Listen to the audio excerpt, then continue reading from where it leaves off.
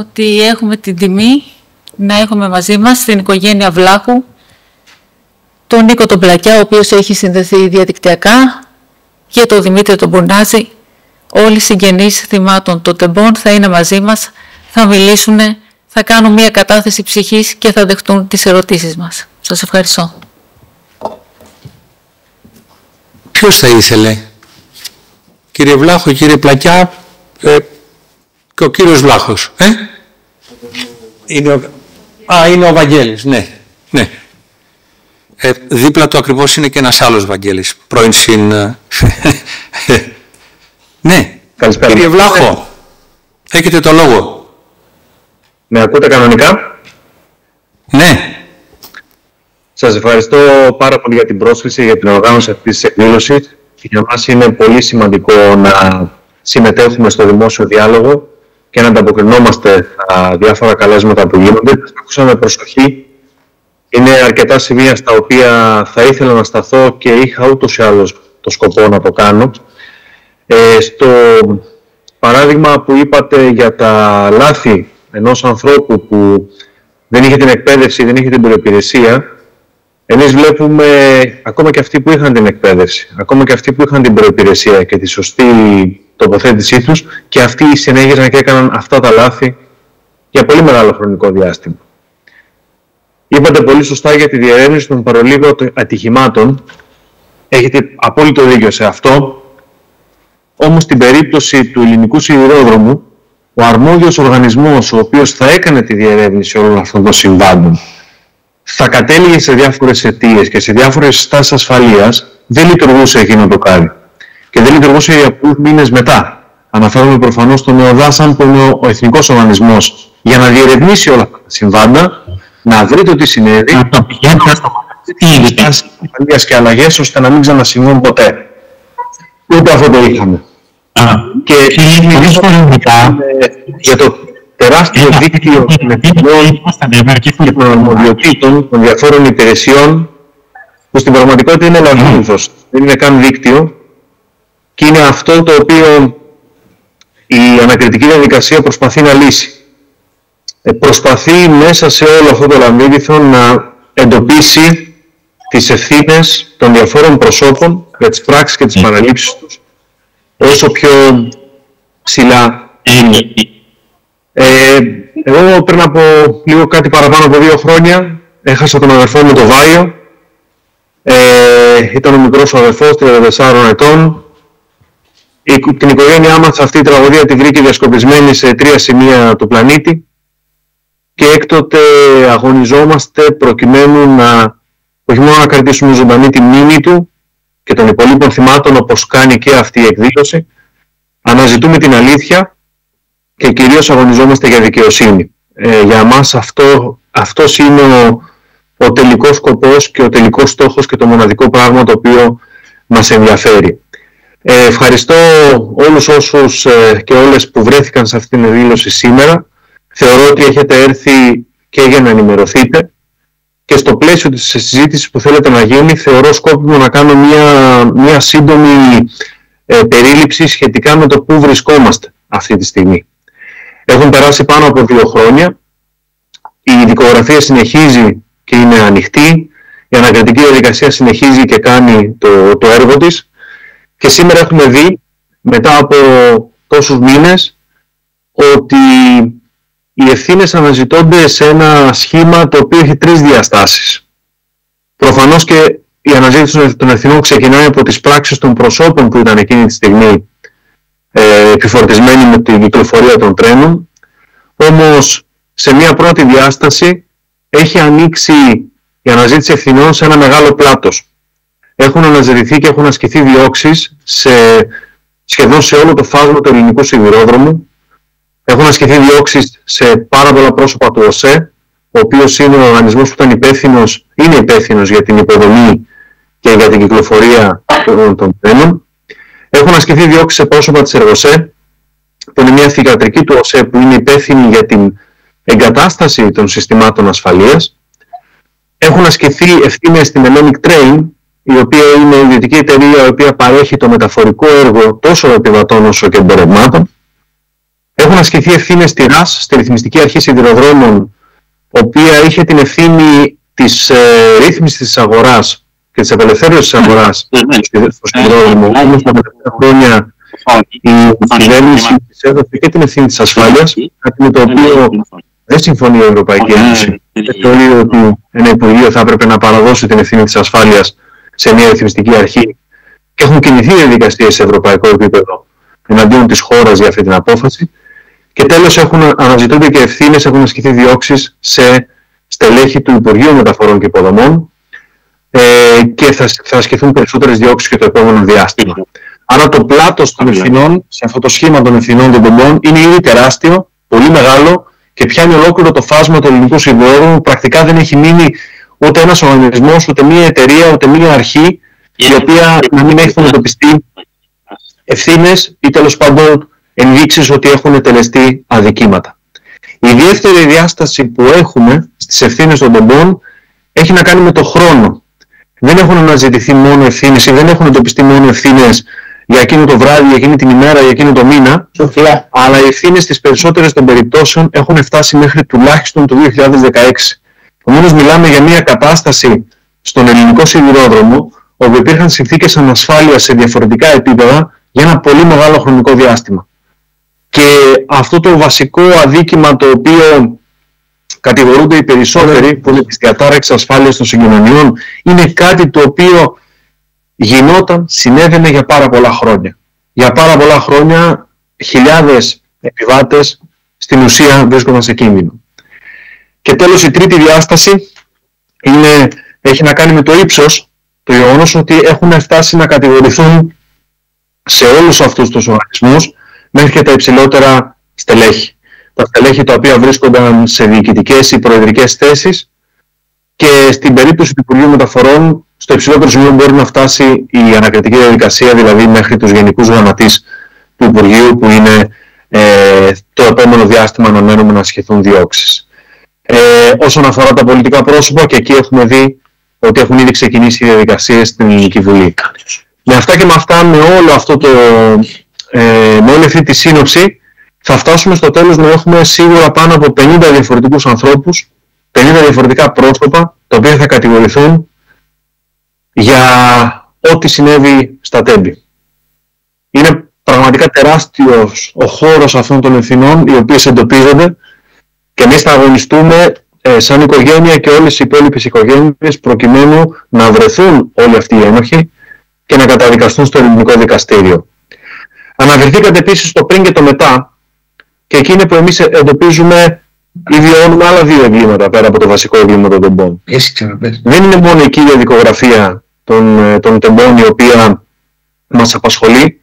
Έχουμε παράλληλα και τη δικογραφία της Ευρωπαϊκής Εισαγγελίας σχετικά με το οικονομικό κομμάτι, με τη διαφθορά, που και αυτό είναι ένα συστημικό πρόβλημα του κράτους μας, όπου εκεί έχουν κατηγορηθεί πάνω από 20 άτομα, πολλά από τα οποία είναι πρόσωπα της Εργοσέ, που επίσης έχουν κατηγορηθεί και για τα Τέμπη. Αυτό είναι μια δεύτερη δικογραφία που μας απασχολεί και την παρακολουθούμε με ενδιαφέρον, και ήδη φέτος θα ξεκινήσει και το δικαστήριο για αυτή τη δικογραφία. Και τέλος έχουμε αυτό που εμείς ονομάζουμε το έγκλημα πάνω στο έγκλημα, που είναι ό,τι συνέβη από το επόμενο λεπτό μετά τη σύγκρουση, το μετά το οποίο αναφέρατε, όπου εκεί εμείς είδαμε μια πρωτοφανής καταστροφή του χώρου, του ιερού χώρου της σύγκρουσης. Είδαμε μια προσπάθεια να μην διερευνηθεί σωστά αυτό το συμβάν, καταστροφή στοιχείων, καταστροφή του χώρου, το περίφημο αυτό που ονομάζουμε εμείς ξεμπάζωμα και βάζωμα, που ανεξαρτήτως κινήτρου έχει δυσκολέψει πάρα πολύ την έρευνα και την αναζήτηση ευθυνών. Ήδη σε αυτή τη δικογραφία 7 διαφορετικά πρόσωπα έχουν κατηγορηθεί από την περιφέρεια Θεσσαλίας, από την πυροσβεστική, από την αστυνομία και από την πολιτική προστασία, και πρόσφατα και πολιτικά πρόσωπα έχουν οδηγηθεί στο δικαστήριο, στο δικαστικό συμβούλιο. Άρα βλέπουμε ότι και για να κλείσω εδώ την αρχική τοποθέτηση, ήδη μετά από σχεδόν κάτι παραπάνω από 2 χρόνια, οι ευθύνες που αφορούν τα Τέμπη, αυτά καθεαυτά, αλλά και το πριν και το μετά, είναι τεράστιες όσον αφορά τον αριθμό των προσώπων που ευθύνονται, ενδεχομένως ευθύνονται, τον αριθμό των κρατικών υπηρεσιών και οργανισμών που εμπλέκονται σε αυτό το ζήτημα και το βάθος μέσα στο οποίο βλέπουμε να έχει διεισδύσει η διαφθορά που οδήγησε τελικά στο θάνατο των ανθρώπων μας. Επομένως, σίγουρα από αυτή την υπόθεση και από όλες αυτές τις δικογραφίες που σχετίζονται άμεσα ή άμεσα με τα τέμπη θα προκύψουν πάρα πολλά συμπεράσματα, τα οποία θα πρέπει αναγκαστικά να οδηγήσουν σε αλλαγές και στο κράτος δικαίου και στις υποδομές της χώρας, και ελπίζω αυτό πραγματικά η κοινωνία να μην το αφήσει. Σε αυτόν τον αγώνα βρισκόμαστε, σε αυτόν τον αγώνα έχουμε μπει χωρίς να το θέλουμε, χωρίς να το επιλέξουμε, με πάρα πολύ άσχημα και αρνητικά συναισθήματα. Όλο αυτό το διάστημα προσπαθούμε να βρούμε την αλήθεια και να τη μετατρέψουμε σε δικαιοσύνη. Ευχαριστούμε πάρα πολύ την κοινωνία, πάρα πολύ τον κόσμο που συμπαραστέκεται στον αγώνα μας. Μας δίνει πραγματικά πολύ μεγάλη δύναμη να συνεχίσουμε, γιατί έχουμε μπροστά μας μία δεκαετία αγώνα και διαφόρων διαδικασιών που πρέπει να φέρουμε σε πέρας προκειμένου να δικαιώσουμε τη μνήμη των αδικοχωμένων μας ανθρώπων. Σας ευχαριστώ πάρα πολύ. Να είστε καλά. Είμαι στη διάθεσή σας και για ερωτήσεις στη συνέχεια.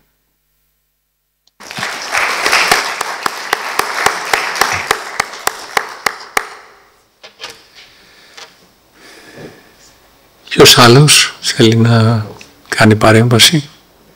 Είναι ο Δημήτρης Πλακιάς και ο Δημήτρης Οπονάκης.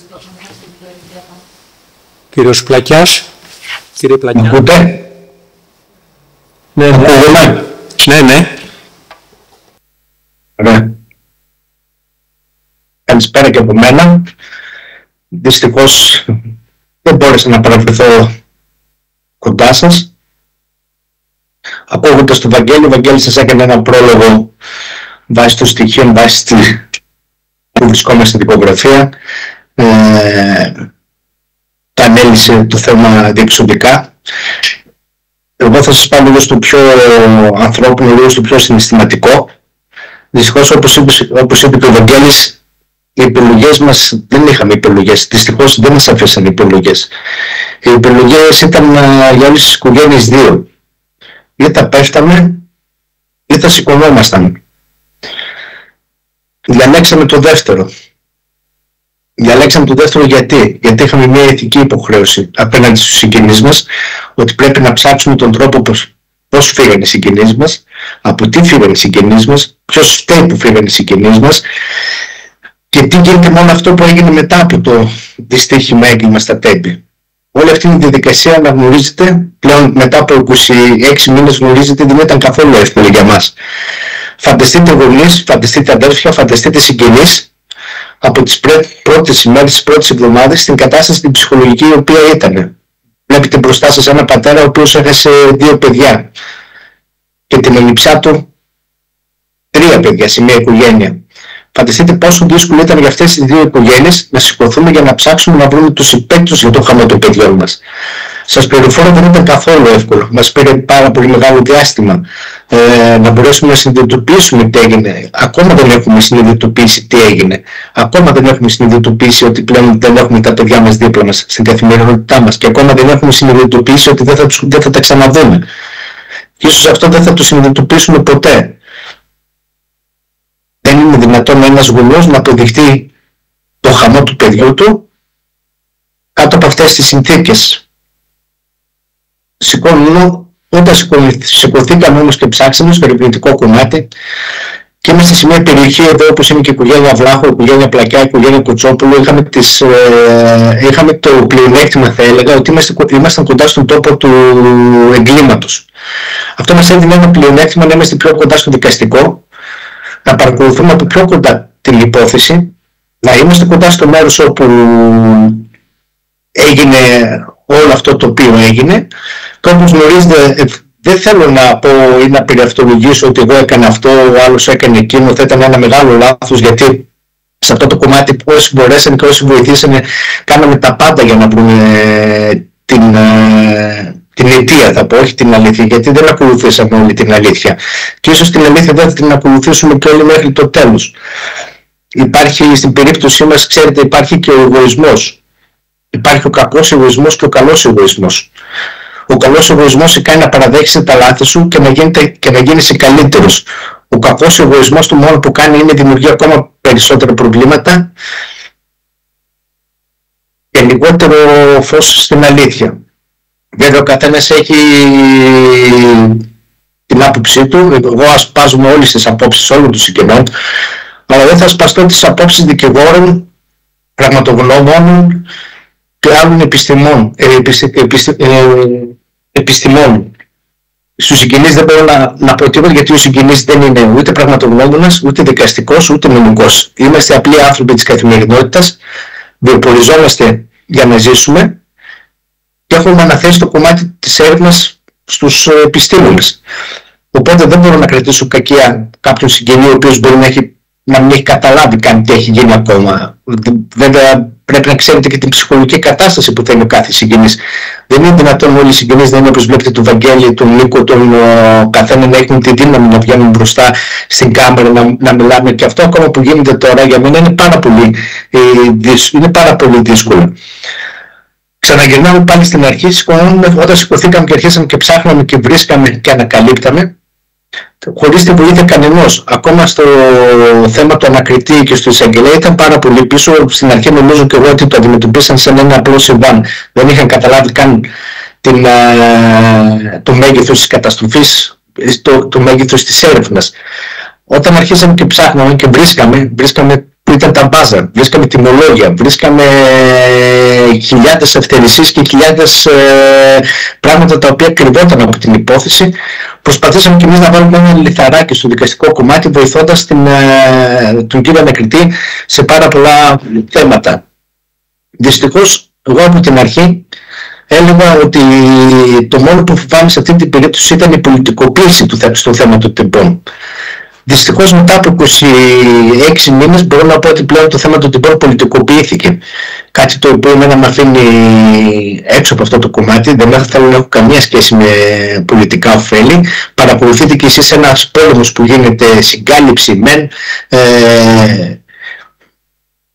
πείτε την έκφραση, εκμετάλλευση δεν. Υπάρχει φορτίο, είσαι αριστερός, δεν υπάρχει φορτίο, είσαι δεξιός. Αυτά τα πράγματα οδηγήσαν σε μια πολιτικοποίηση, στην οποία μέσα σε αυτή την πολιτικοποίηση βρεθήκαν ξαφνικά οι οικογένειες. Άμα κοιτάξετε πόσες οικογένειες ήμασταν μπροστά και πόσες οικογένειες έχετε γνωρίσει μέσα από τα social, δεν ξεπερνάνε τον αριθμό 8. Αυτοί είμαστε, από τις 55 οικογένειες, 8 οικογένειες ακουγόμαστε. Και ακόμα και αυτές τις οικογένειες προσπαθήσαμε να τις διαχωρίσουν. Πολιτικά μιλάω πάντα. Δεν είμαστε τίποτα παιδιά. Είμαστε γονείς, είμαστε συγγενείς, όπως είπαμε και πριν, χάσαμε τους δικούς μας ανθρώπους. Εγώ από την πλευρά μου δεν θα δώσω καμία σημασία. Με έχουν πει μέχρι τώρα δεξιό, με έχουν πει αριστερό, με έχουν πει αναρχικό, με έχουν πει τραμπούκο και τι δεν μου έχουν πει. Δεν είμαι τίποτα, είμαι απλώς ο πατέρας που έχασε 2 παιδιά. Και για αυτά τα παιδιά θα παλέψω για τη δικαίωση, για την αλήθεια, όποιο και να είναι αυτό το κόστος. Τι να με ενδιαφέρει εμένα, αν μου βάλουν μια ταμπέλα από τη στιγμή που έχω χάσει ό,τι πολυτιμότερο έχω στη ζωή μου. Δεν με ενδιαφέρει καν. Ταμπέλες θα πούνε και ας με βάζουν οι ταμπέλες. Εγώ πάντως θα πάω πάντα με γνώμονα την αλήθεια, όσο σκληρή και να είναι. Θα πω την άποψή μου, δεν θα φοβηθώ. Δεν θα φοβηθώ να πω την άποψή μου. Θα περιμένω ως το τέλος που να κλείσει αυτή την δικογραφία, να δω, γιατί και εμείς μπορεί να έχουμε κάνει κάποιο λάθος. Δεν είμαστε ανάφραστοι. Μπορεί κανένα να μας έχει ξεφύγει. Γι' αυτό είμαστε εδώ να παρακολουθούμε, αλλά πάντα πρέπει να το κάνουμε με σεβασμό, με αξιοπρέπεια και να μένουμε και λίγο μακριά από από το πολιτικό παιχνίδι που παίζεται στις πλάτες μας. Θα ήθελα και εγώ να σας ευχαριστήσω για τον χρόνο που μας δίνετε, για το λόγο που μας δίνετε. Να ξέρετε ότι χωρίς εσάς τα τέμπη θα είχαν θαυτεί το καιρού. Τα τέμπη τα κρατήσατε εσείς στην επιφάνεια και ιδίως ο κόσμος μετά από τις 2 μεγάλες συγκεντρώσεις που γίνανε 26 Ιανουαρίου και 28 Φεβρουαρίου. Εκεί πλέον ο κόσμος κατάλαβε ότι τα τέμπη δεν είναι ένα απλό καθημερινό πρόβλημα. Είναι κάτι το οποίο έχει στοιχειώσει την ελληνική κοινωνία. Έχετε καταλάβει πλέον όλοι ότι όλοι μπορούσατε να ήσασταν στη θέση τη δική μας. Έχετε καταλάβει το άδικο και την αδικία, το πώς χάσαμε τους συγγενείς μας, γιατί πραγματικά ήταν ό,τι πιο άδικο υπάρχει. Όπως λέμε και δύο φορές, εμείς ζήσαμε το αδιανόητο. Το αδιανόητο. Ζήσαμε αυτό που δεν είναι δυνατόν. Δεν μπορούμε, αν κάτι δεν μπορούμε να χωνέψουμε, είναι αυτό. Ότι ζήσαμε το αδιανόητο. Δεν χάσαμε τα παιδιά μας με ένα φυσιολογικό τρόπο. Δεν χάσαμε τα παιδιά μας από ένα τύχημα με αυτοκίνητο, με μηχανές, μια αρρώστια, να πούμε να το δεχτούμε. Αυτή είναι η καθημερινότητα μιας φυσιολογικής οικογένειας και αυτά είναι τα άγχη της καθημερινότητας που έχει μια οικογένεια. Εμείς στα καλά καθούμενα σε 13 λεπτά, αυτός ήταν ο χρόνος που 2 τρένα το 2023 ήταν στην ίδια γραμμή και δεν κατάλαβε κανένας, ήταν αρκετά για να διαλύσει τις ζωές μας. Όχι μόνο τις δικές μας, γιατί δεν είμαστε μόνο εμείς, είναι εκατοντάδες κόσμους δίπλα. Είναι οι συγγενείς μας, είναι οι μητέρες μας, είναι φίλοι μας, είναι πάρα πολλοί άνθρωποι και οικογένειες οι οποίες έχουν διαλυθεί μετά από αυτό. Οπότε, χάρη σε εσάς, κρατήσαμε το θέμα ψηλά. Αν μου λέγατε ότι μετά από 26 μήνες θα είχαμε τέτοια ακόμα δυναμική, έχουμε μιλήσει με τον Βαγγέλη εκατοντάδες φορές, με τον πατέρα του, δεν θα το πίστευα. Και όμως μετά από 26 μήνες η δυναμική στο θέμα του τυπών είναι ακόμα πιο δυνατή και αυτό είναι χάρη σε εσάς και σε όλο τον κόσμο. Εγώ θα ήθελα να σας ζητήσω μόνο, μείνετε δίπλα στις οικογένειες, κλείστε τα αυτιά σας σε ό,τι ακούτε. Η έρευνα που έχει γίνει στο δικαστικό κομμάτι και συγκεκριμένα στην δικογραφία είναι μια τεράστια και να προσπαθήσουμε να σας εξηγήσουμε, ίσως δεν τα καταλάβετε ποτέ. Μιλάμε για μια δικογραφία 100.000 σελίδες, που είναι πράγματα τα οποία και εγώ ακόμα δεν τα έχω καταλάβει. Ο Βαγγέλης είναι διαβάζει λίγο πιο πολύ τη δικογραφία και την γνωρίζει καλύτερα. Οπότε ο κόσμος πρέπει να μείνει συγκεντρωμένος στις οικογένειες, να μην κοιτάει τις απόψεις της κάθε οικογένειας ή και άμα τις κοιτάει να τις κάνει δεκτές και να τις σέβεται. Γιατί για να την πω την άποψή μου ή οποιοσδήποτε κάτι γνωρίζουμε. Θα συνεχίσουμε μέχρι το τέλος. Ευελπιστώ ότι πλέον μετά και από τις τελευταίες εξελίξεις ότι είμαστε πλέον κοντά στο να κλείσει η δικογραφία και σιγά σιγά να πάμε προς στη δίκη. Είμαι από αυτούς που πιστεύω ότι στη δίκη θα μπορέσουμε να ενσωματώσουμε πιο πολλά ακόμα στοιχεία ξεκινώντας η δίκη, γιατί εκεί θα είμαστε όλες οι οικογένειες, θα είναι οι νομικοί μας, θα παρακολουθούμε, θα βλέπουμε και θα είμαστε κοντά στο νομικό κομμάτι. Αλλά για να κλείσει η δικογραφία πρέπει να γίνει μια ολοκληρωμένη έρευνα. Είμαστε κοντά, όπως είπε και ο Βαγγέλης πριν, είναι ακόμα 6-7 γενικοί γραμματείες του Υπουργείου Μεταφορών και γι' αυτό είμαι και εγώ αντίθετος αυτή τη στιγμή σε οποιαδήποτε προανακριτική γίνεται. Είμαι πάντα αντίθετος, γιατί είδαμε εξεταστική πριν 2 χρόνια, προανακριτική πέρυσι. Τώρα βλέπουμε ακόμα μια προανακριτική, είναι ένα φαγητό ξαναζεσταμένο. Εγώ νομίζω ότι αυτά γίνονται, είναι πολιτικά παιχνίδια, είναι μαγειρέματα. Θέλουν να δουν πώς. Το είδαμε στο θέμα του Τριαντόπουλου που κάνανε μία πρόβα για να πάνε και στον Καραμαλή. Το θέμα του Καραμαλή όμως είναι πάρα πολύ διαφορετικό, παιδιά. Δεν έχει καμία σχέση με τον Τριαντόπουλο. Γι' αυτό για μένα είναι μια βιαστική κίνηση. Εγώ είμαι της άποψης ότι πρέπει να τελειώσει, να ολοκληρωθεί η δικογραφία, να δούμε όσα πολιτικά πρόσωπα περιέρχονται μέσα στη δικογραφία και σύμφωνα μετά να μετέβει στη Βουλή και από εκεί όλοι οι πολιτικοί όσοι είναι εμπλεκόμενοι να μεταβούν σε μια προανακριτική για όλους. Εκεί θα δούμε, θα πιέσουμε. Θα δούμε, αλλά πάλι με αυτό το πολιτικό σκηνικό που επικρατεί αυτή τη στιγμή στην Ελλάδα με το 157, το γνωρίζετε και εσείς πάρα πολύ καλά, να μην κρυβόμαστε, ότι είναι πάρα πολύ δύσκολο αυτή τη στιγμή με αυτή την κυβέρνηση να αποδοθούν ευθύνες στους υπουργούς και στους βουλευτές της κυβερνήσεώς τους. Μην ακούτε για παραγραφές, δεν ισχύει για κάτι τέτοιο, δεν υπάρχει περίπτωση να γίνει καμία παραγραφή ούτε για τον κ. Καραμαλή ούτε για τον Τριαντόπουλο. Έτσι κι αλλιώς κλείνοντας την δικογραφία, αν δούμε ότι κάτι μας έχει ξεφύγει, θα ξεκινήσουμε πάλι με μηνύσεις και αγωγές αυτή τη φορά ατομικές σε κάθε οικογένεια, οι οποίες θα είναι ακόμα πιο επί της ουσίας.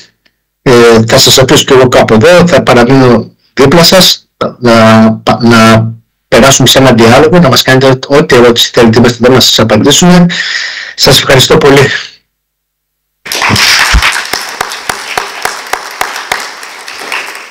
Κύριε Πλακιά, εμείς σας ευχαριστούμε και σας εκφράζουμε πραγματικά το σεβασμό μας, το σεβασμό όλης της ακαδημαϊκής κοινότητας απέναντι στον αγώνα που κάνετε και να είστε σίγουρος και όλες και όλοι ότι το πολιτικό μέρος αυτής της υπόθεσης εμείς τουλάχιστον το έχουμε αφήσει στην άκρη, διότι το πολιτικό σε παρασύρει σε υποκειμενικά στοιχεία Και η έρευνα,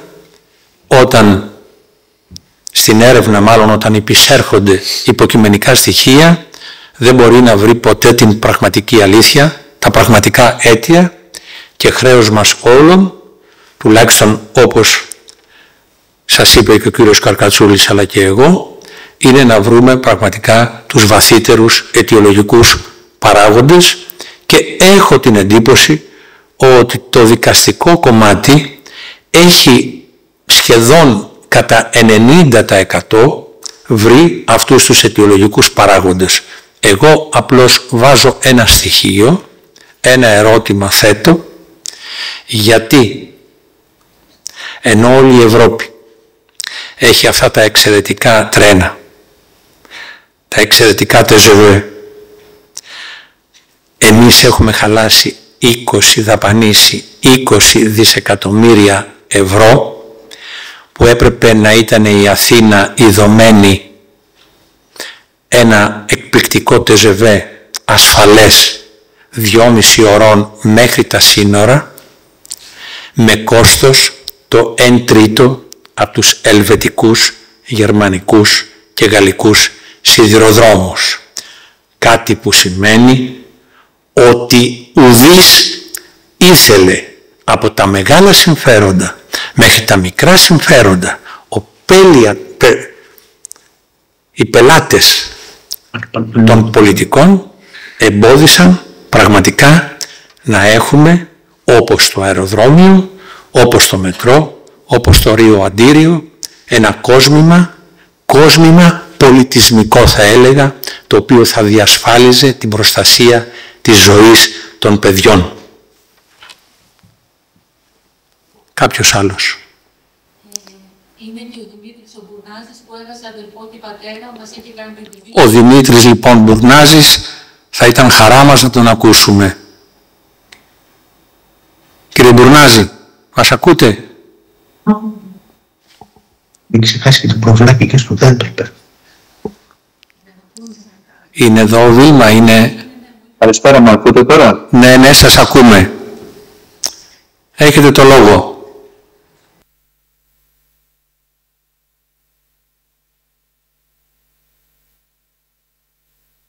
Κύριε Μπουρνάζη, δεν ακούγεστε. Ανοίξτε το... Έχουμε τεχνικό πρόβλημα. Πέρα, με ακούτε τώρα? Τώρα ναι. Με συγχωρείτε, βρίσκομαι στην εργασία μου και δεν έχω καλό ίντερνετ. Στενοχωριέστε. Τότε μόνο δεν θα μπορέσω να... Αυτά είναι απλά τεχνικά ζητήματα, μη στενοχωριέστε. Με συγχωρείτε. Δεν έχω ακούσει πάρα πολλά πράγματα που είπατε, γιατί ξεκίνησα λίγο χρόνο για να μπορέσω να σας μιλήσω τώρα. Αρχικά θα ήθελα να σας ευχαριστήσω πολύ για την πρόσκληση και την ευκαιρία που μας δίνετε να μιλήσουμε σήμερα εδώ πέρα. Σήμερα είμαι εδώ όχι ως ειδικός, αλλά ούτε και σαν δημόσιο πρόσωπο λόγου. Είμαι εδώ κυρίως ως άνθρωπος που κουβαλάω την απώλεια μέσα μου, ως γιος και ως αδελφός που είδε τη ζωή του να αλλάζει για πάντα, εκείνο το βράδυ που δεν θα έπρεπε να έχει τίποτα διαφορετικό από όλα τα υπόλοιπα βράδυ της ζωής μας. Δυστυχώς, στις 28 Φεβρουάριου του 2023, στα έγκλημα στα Τέμπη, έχασα τον πατέρα μου Μπουρνάζη Ευάγγελο και τον αδελφό μου Μπουρνάζη Παναγιώτη, 15 ετών, παιδάκι. Δύο άνθρωποι που για μένα ήταν τα θεμέλια της ζωής μου. Από τότε μέχρι σήμερα ζω με την απουσία τους, ζω με το κενό που άφησαν και μαζί με κάτι άλλο όμως, ακόμα πιο βαρύ. Την οργή για μια χώρα που δεν προστάτευσε τα παιδιά της, για ένα κράτος που δεν έκανε το απλά το αυτονόητο. Αυτό που συνέβη στα Τέμπη δεν ήταν ατύχημα. Ήταν αποτέλεσμα αδιαφορίας, ανευθυνότητας, συστημικής παρακμής. Ήταν ένα έγκλημα. Δεν ζητάω ελεημοσύνη, ζητάω δικαιοσύνη. Ζητάω αλήθεια, ζητάω ευθύνη. Ώστε να μην χαθεί άλλος άνθρωπος επειδή κάποιος αδιαφόρησε, επειδή κάποιος έκανε τα στραβά μάτια, επειδή κάποιος έβαλε το κέρδος πάνω από την ανθρώπινη ζωή. Ξέρετε, το πιο δύσκολο πράγμα μετά από μια τέτοια απώλεια δεν είναι ο πόνος. Είναι η σιωπή που ακολουθεί, οι ερωτήσεις που δεν απαντιούνται, οι ευθύνες που δεν αναλαμβάνονται και οι υποσχέσεις που ξεχνιούνται. Αλλά η σιωπή μπορεί να γίνει φωνή. Και είμαι εδώ για να σας ζητήσω να μην ξεχάσετε, όχι μόνο εμένα και την οικογένειά μου, όχι μόνο τα 57 θύματα, Αλλά να μην ξεχάσετε ότι πίσω από αυτούς τους αριθμούς υπήρχαν άνθρωποι, υπήρχαν όνειρα, υπήρχαν αγάπες, υπήρχαν ζωές. Απευθύνομαι σε όλους εσάς και ειδικά στους νέους ανθρώπους να μην συμβιβαστούμε με την αδικία. Να μην μάθουμε να ζούμε με το θάνατο σαν να είναι μέρος του συστήματος. Μιλήστε, ζητήστε, διεκδικήστε και μην φοβάστε κανέναν και τίποτα. Είναι ένας άνθρωπος που έχασε τα πάντα, αλλά μέσα από αυτή την απώλεια βρήκα μια αλήθεια. Όσο υπάρχει έστω και ένας που θυμάται, που παλεύει, που μιλά, τότε κανείς δεν έχει φύγει πραγματικά. Ας γίνουμε όλη η φωνή εκείνων που δεν είναι πια εδώ μαζί μας. Σας ευχαριστώ πολύ για το λόγο που μας δίνετε σήμερα. Και πραγματικά μας δίνετε, όπως είπε και ο Νίκος και τα κύριες, μεγάλη δύναμη το ότι βρίσκεται στο πλευρό μας. Και μέσω αυτό μπορούμε και εμείς συνεχίζουμε τον αγώνα μας σε κάθε οικογένεια ξεχωριστά με τον δικό τους τρόπο. Ευχαριστώ πολύ. Σας ευχαριστούμε θερμά. Απλώς θέλω να σας πω ότι με τον νόμο των πιθανοτήτων, επειδή μιλάτε ως γονείς, μιλάτε ως αδέρφια, ως συγγενείς και εκφράζετε αυτόν τον πόνο και αυτός ο πόνος εμάς μας δίνει το κουράγιο, το μεγάλο κουράγιο να σας συμπαρασταθούμε. Δεν είναι ακριβώς έτσι. Είναι ακόμη χειρότερα. Γιατί εάν το συμβάν με τον νόμο των πιθανοτήτων είχε γίνει την προηγούμενη μέρα, εγώ θα ήμουν ένας από εσάς, γιατί ταξίδευε ο γιος μου. Εάν γινότανε την επόμενη ημέρα, θα ήτανε κάποιος άλλος συνάδελφος, κάποιος άλλος φίλος, κάποια άλλη φίλη που θα είχε το παιδί. Άρα εν δυνάμει είμαστε όλοι γονείς και αδέρφια και συγγενείς των θυμάτων. Αυτό θα πρέπει να θυμάστε και αυτό είναι η υποχρέωση όλης της ελληνικής κοινωνίας να το θυμάται. Και το μεγάλο ευχαριστώ που έχουμε απέναντι στους συγγενείς σήμερα που μας δίνουν το κουράγιο παρά την τεράστια οδύνη τους να συνεχίζουμε αυτήν τη συμπαράσταση και να παραμένουμε πραγματικά ενεργοί στη σκέψη μας ότι κάτι συνέβη που δεν έπρεπε να συμβεί, γιατί οι παθογένειες 50 ολόκληρων ετών δεν επέτρεψαν την προστασία των παιδιών μας, των παιδιών όλης της χώρας. Αυτό θα πρέπει να θυμόμαστε. 50 χρόνια αδιαφορίας, κύριε Καρκατσούλη. 50 χρόνια. Τα είπατε εξαιρετικά. Κάποιος άλλος, Βίλμα, και ο κύριος Βλάχος.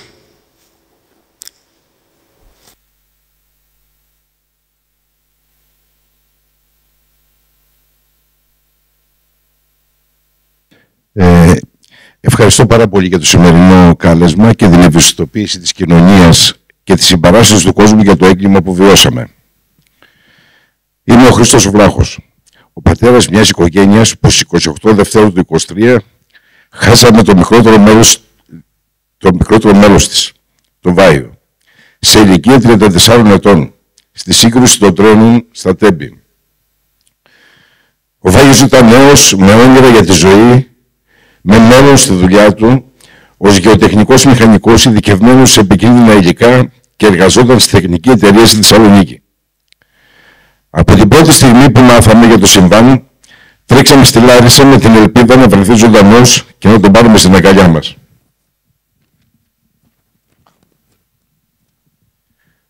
Ταυτοποιήθηκε την Πέμπτη στις 2 Τρίτου του 23, είναι ένας από τους 57 νεκρούς των τεμπών. Η ζωή μου και η ζωή της οικογένειάς μου δεν θα είναι ποτέ ίδια. Αλλά σε αυτή την πραγματικότητα μας κρατάει ο σεβασμός στο Βάγιο και η υπόσχεση ότι θα βρούμε την αλήθεια και θα βοηθήσουμε με όλες μας τις δυνάμεις στην απόδοση δικαιοσύνης για το φρικτό θάνατο του Βάγιου μας. Καταφέραμε σαν οικογένεια ένα χρόνο μετά, το Μάρτιο του 23, και με τη βοήθεια και άλλων συγγενών να βρούμε τα χώματα στη θέση πεγάδια όπου είχαν πεταχτεί ως άχρηστα και να μαθευτεί το περίφημο ξεμπάζωμα-μπάζωμα.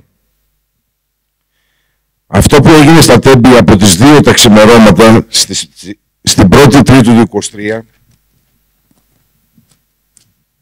είναι από μόνο του έτσι και αλλιώς εγκληματικό, σε ένα χώρο ιερό, νομικά ανέγκυχτο, που μαζεύτηκαν τα πάντα, με αποτέλεσμα να μην πάρουμε τις ορούς με το σεβασμό που αρμόζει στους νεκρούς και η έρευνα στο χώρο να είναι εξαιρετικά δύσκολη. Το μπάζωμα το κάνανε και ήταν απάνθρωπο, εγκληματικό, παράνομο. Το ξέρουν. Αλλά το γιατί το έκαναν να μας το πούν. 2 χρόνια και 3 μήνες μετά δεν υπάρχει ούτε ένας, σε εισαγωγικά με άντερα, να μας πει τι έκανε και πώς το έκανε. Υπάρχει?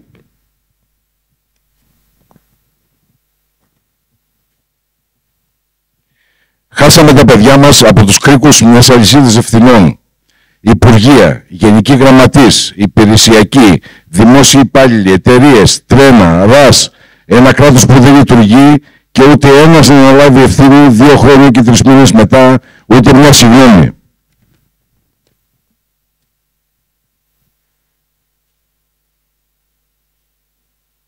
Τώρα τα έχουν αναφέρει και ο Βαγγέλης με τον Νίκο, πόσοι κατηγορούμενοι ήταν αυτά. Όλη η ιστορία είναι τώρα, περιμένουμε να τελειώσει η ανάκριση, είναι πάρα πολλοί κατηγορούμενοι. Δεν θα σταματήσουμε ούτε μια στιγμή για να ψάχνουμε την αλήθεια και σε αυτή θα μείνουμε και με την αλήθεια θα πάμε στα δικαστήρια. Αυτό ήθελα να σας πω και σας ευχαριστώ.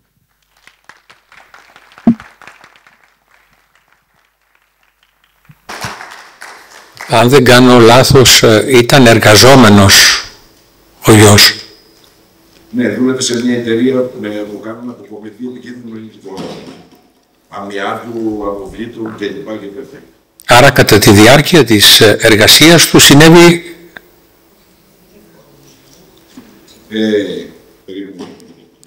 Βαγγέλη, μ' ακούς? Ακούω, ναι. Πες λίγο για το Βάγιο που ήθελε για τα τρένα με την Ισπανία, τι ήθελαν να κάνουν που είχαν πάρει... Ναι, ο αδερφός μου εργαζόταν τα τελευταία χρόνια σε μια... Με ακούτε, έτσι? Ναι. Εργαζόταν σε μια τεχνική εταιρεία στη Θεσσαλονίκη, η οποία ανάμεσα στις αρμοδιότητες είχε και την αποκομιδή επικίνδυνων υλικών σε διάφορα δημόσιους και ιδιωτικούς χώρους, και μάλιστα ο αδερφός μου είχε ειδικευτεί σε αυτό κατά τη διάρκεια του μεταπτυχιακού του. Είχε ασχοληθεί με την αφαίρεση αμοιάντου σε πάρα πολλά κτίρια. Σε ένα από τα νοσοκομεία που τον ψάχναμε είχε αφαιρέσει τον αμοιάντο μερικές εβδομάδες νωρίτερα. Είχε κάνει την πρακτική του στις σύραγγες των τεμπών όταν αυτές κατασκευάζονταν. Και μια εβδομάδα πριν από το δυστύχημα, χαρούμενος μας είχε πει ότι το τελευταίο project που είχαν κλείσει, αν μπορείτε να το πιστέψετε, ήταν θα έρχονταν κάποια βαγόνια από την Ισπανία για να ενσωματωθούν στο ελληνικό δίκτυο, και ο αδερφός μου θα αναλάμβανε μέσω της εταιρείας να δει αν υπήρχε αμίαντος, γιατί συνήθως πολλές φορές στις επενδύσεις υπάρχει αμίαντος σε αυτά τα βαγόνια, ιδιαίτερα είναι πιο παλιά, και θα αναλάμβανε να αφαιρέσει τον αμίαντο και να τα πιστοποιήσει σύμφωνα με τα ευρωπαϊκά πρότυπα, τα οποία ξέρουμε ότι στην περίπτωση των τεμπών δεν τηρούνταν. Στα βαγόνια στα οποία ήταν μέσα ο αδερφός μου, ξέρουμε ότι δεν τηρούνταν τα ευρωπαϊκά πρότυπα ασφάλειας, ιδιαίτερα στο θέμα της πυρασφάλειας. Πολλές φορές η μοίρα παίζει τέτοια τραγικά και ειρωνικά παιχνίδια, και μας πονάει πάρα πολύ, ξέροντας ότι ο αδερφός μου είχε βρει το δρόμο του και πάντα ήθελε να συμβάλλει με τη δουλειά του ένα λιθαράκι στην ασφάλεια των υπολείπων. Τελικά να σκοτωθεί τόσο άδικα από το ίδιο πράγμα που προσπαθούσε και ο ίδιος να συμβάλλει να μην υπάρχει, να μην συμβαίνει στη χώρα. Είναι τραγικό, και ένα κομμάτι της μνήμης του με αυτόν τον τρόπο εμείς το έχουμε μετασχηματίσει σε μια υποτροφία στο τμήμα στο οποίο φοίτησε, στο μεταπτυχιακό του τμήματος Γεωλογίας του Αριστοτελείου Πανεπιστημίου της Θεσσαλονίκης, έτσι ώστε νέοι και νέες επιστήμονες να συνεχίζουν να συμβάλλουν στη βελτίωση της ασφάλειας των υποδομών. Σας ευχαριστούμε, κύριε Βλάχο, σας ευχαριστούμε. Απλώς να θυμίσουμε λίγο ότι αυτό το τραγικό δυστύχημα δεν είναι απλό σιδηροδρομικό δυστύχημα. Είναι ένα δυστύχημα επίσης εργατικό δυστύχημα, και κανείς δεν μιλάει γι' αυτό.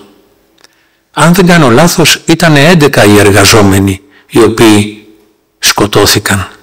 Ξέρετε, εάν συνέβαινε τη δεκαετία του 50, του 60 και του 70 και του 80 να έχουμε 11 θανατηφόρα εργατικά ατυχήματα, θα είχε ξεσηκωθεί όλος ο κόσμος. Και εδώ δεν μιλάει κανένας για τα εργατικά ατυχήματα, τα θανατηφόρα. Δυστυχώς. Βίλμα, ποιος άλλος είναι? Συγγνώμη, αν μπορώ να προσθέσω κάτι σε αυτό που μόλις είπατε. Συγγνώμη για την παρέμβαση. Ναι. Στη συγκεκριμένη περίπτωση, όλοι οι εργαζόμενοι στα δύο τρένα σκοτώθηκαν. Δηλαδή το 100% των εργαζομένων εκείνη τη βραδιά έφυγαν από τη ζωή. Αυτό είναι πραγματικά πολύ σημαντικό και αγωνίζονται και αυτοί, έχουν το δικό τους αγώνα μέσα σε όλο αυτό, γιατί έχουν να αντιμετωπίσουν και το κομμάτι το εργατικό σε όλη αυτή την υπόθεση. Ακριβώς.